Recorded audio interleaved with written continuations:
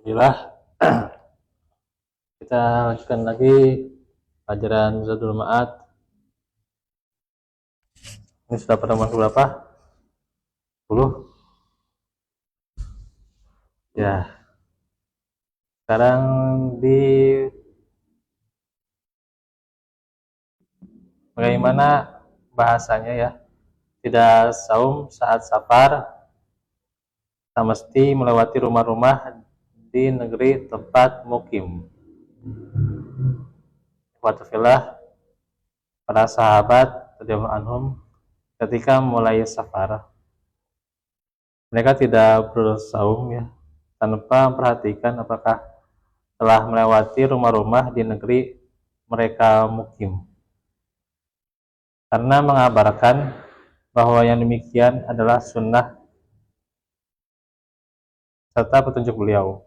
Misal, perkataan dari Ubaid bin Jabir, aku pernah bersama Abu Basrah Al-Ghifari, sahabat Rasulullah, menumpang perahu dari Al-Fustah di bulan Ramadan. Belum lagi rumah-rumah itu dilewati, beliau pun minta disiapkan bekal safar.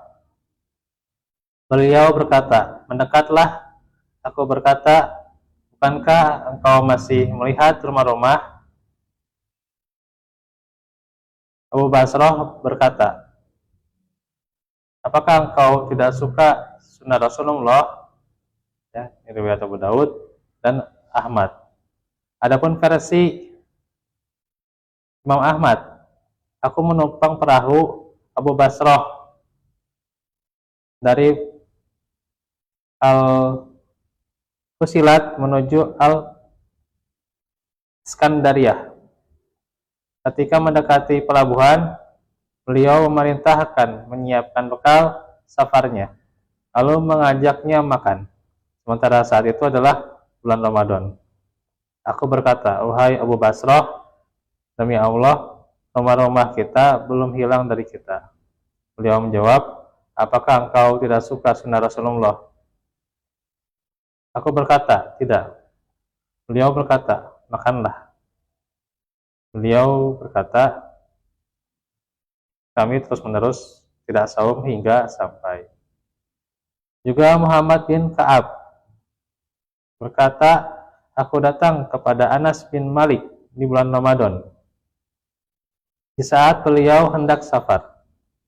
Sementara kendaraannya telah disiapkan untuk melakukan perjalanan, dan ia telah mengenakan pakaian safar. Lalu ia meminta dihidangkan makanan, kemudian ia menyantapnya. Maka aku bertanya kepadanya, apakah ini suatu yang disunahkan? Ia menjawab, ya sunnah. Lalu ia mengendarai kendaraannya. Jadi ini sudah jelas ya keterangannya ya.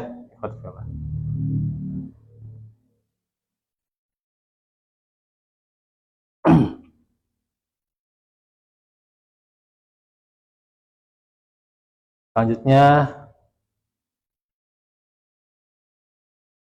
berkaitan dengan mandi junub sesudah fajar. Jadi kalau bercumbu dengan istri ketika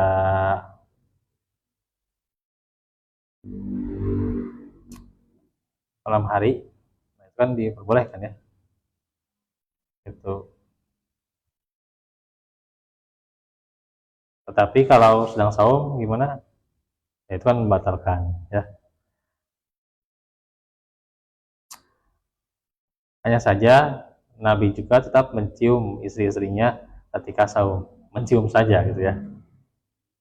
Tidak lebih pada syahwat untuk ya itu ya, untuk hubungan.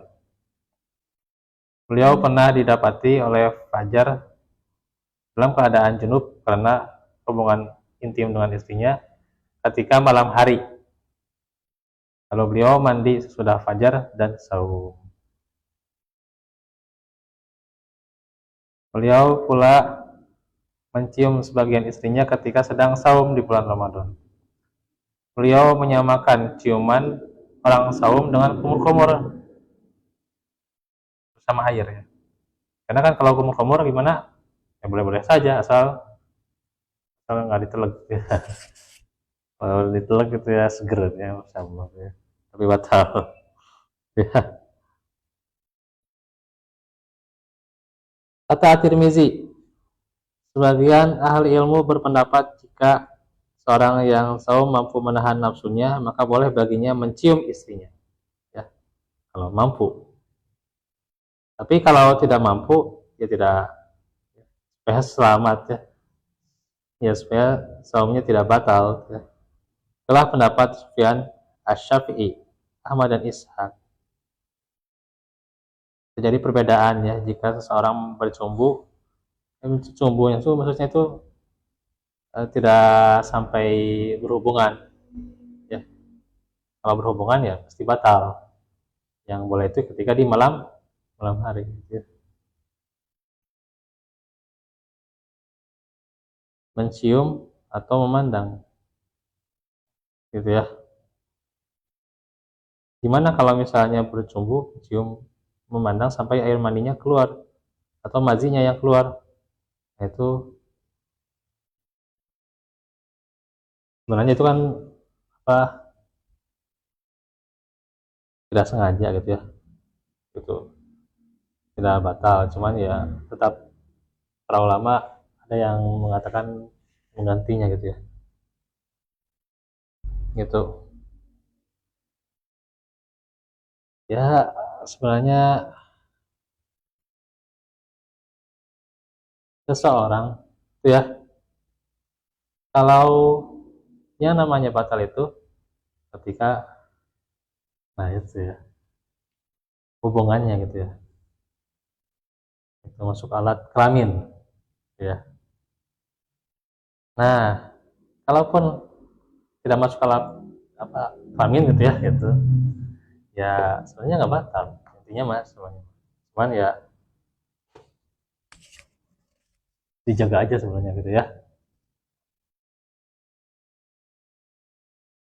Jadi emang juga dari Sumar, aku sangat gembira lalu mencium sementara aku sedang saum, gitu ya. Aku berkata, wahai Rasulullah, aku mengerjakan hari ini perkara besar, aku mencium sementara aku saum. Beliau bertanya, bagaimana pendapatmu bila engkau berkumur-kumur dengan air sementara engkau saum?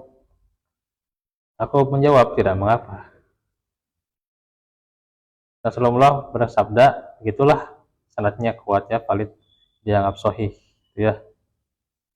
Gitu. Dan memang ada keterangan-keterangan yang lain juga. Dan para sahabat, ya, salah satunya juga Rasulullah mencium Aisyah radhiyallahu anha. Itu riwayatnya dari Mahda bin Yahya. Terus juga walaupun ada beberapa yang dalil juga lemah sebenarnya ya, dari sanadnya ada Muhammad bin Dinar At-Tahli Al-Basri ya, yang diperselisihkan.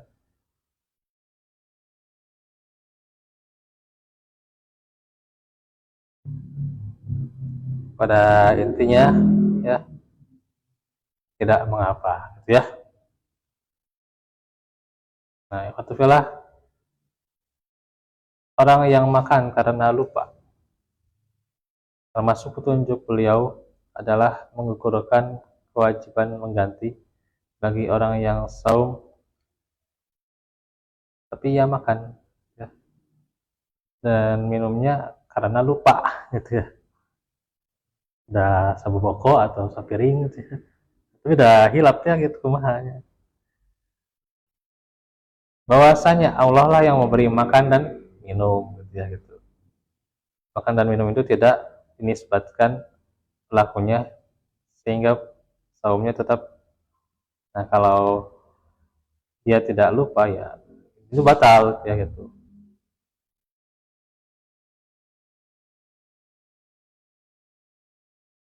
Karena kalau yang batal itu dilakukan karena hal-hal yang dilakukannya sendiri ya. Tapi kalau lupa Ya, misalnya lupa itu diserupakan dengan makan dan minumnya dalam mimpi gitu ya. Gimana kalau dalam mimpi? Ya dia mah nggak ada niat kalau dia dalam mimpi gitu ya. Posisi nggak sadar gitu ya kan. Dia makan minum di mimpi gitu ya. Tapi karena kalau lupa disamakan dengan demikian ya, ya lah gitu. Maka tidak ada beban syariat bagi perbuatan orang tidur. Tuh, ya. Gitu. Dan tidak ada perbuatan bagi orang yang lupa.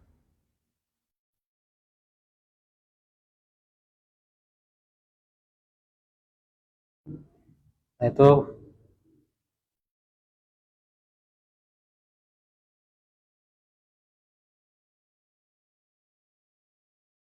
beliau juga nanti menyinggung tentang hal-hal yang membatalkannya juga ya. Itu saja dahulu ya. Walakum.